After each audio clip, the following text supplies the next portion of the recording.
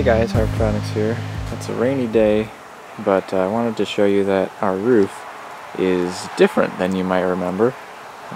Before it was shingles, asphalt shingles. They were certainteed landmarks. And now there are no shingles, and instead we have zipboard on the top. This is to tide us over until the weather warms up a little bit. The reason is that the Thermasteel panels basically don't work well with an asphalt roof, because in order to get your warranty on your shingles, at least the ones that we had, you have to have adequate ventilation and you have to have nail penetration through the roof sheathing a certain amount. And when you have all these steel studs in the way, you really can't do that.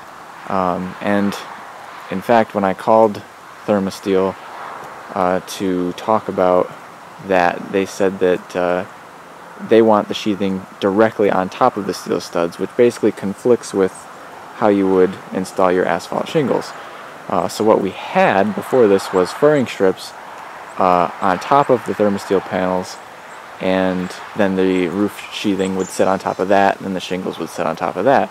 Well, the problem with that is every time you get weather like this, where it's like cold, or like really moist air when it's warmer, it builds up in those cavities underneath the furring strips, and basically as soon as it cools down a little, it condenses right on top of the steel studs and basically just, you know, makes a water dam, and then eventually drips inside the house through the seams in the panel.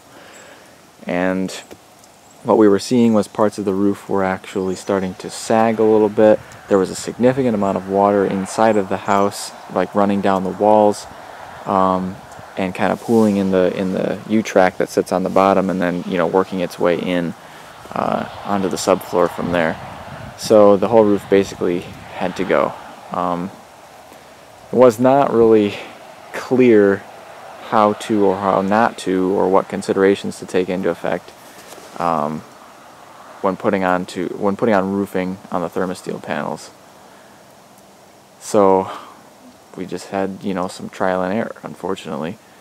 Yeah, at first we thought it was leaking in through like the ridge vent at the top, which is also not necessary, and I'm not sure why the previous roofer decided to install one. But after we inspected it and, you know, blasted it with a hose, it was clearly not that.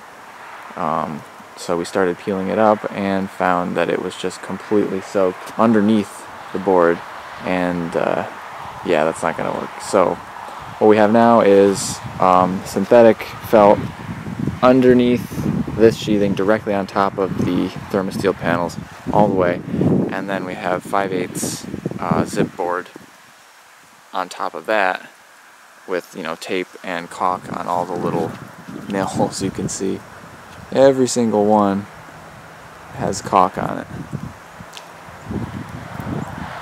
So eventually we're going to actually put a steel roof on top of this, and, you know, I eventually got to be able to talk to some people at Thermasteel who gave me some helpful advice, although, you know, I still think this information should have been, you know, provided up front in the form of like best practices or guidelines or something like that, even if they don't tell you how exactly to put your roof on.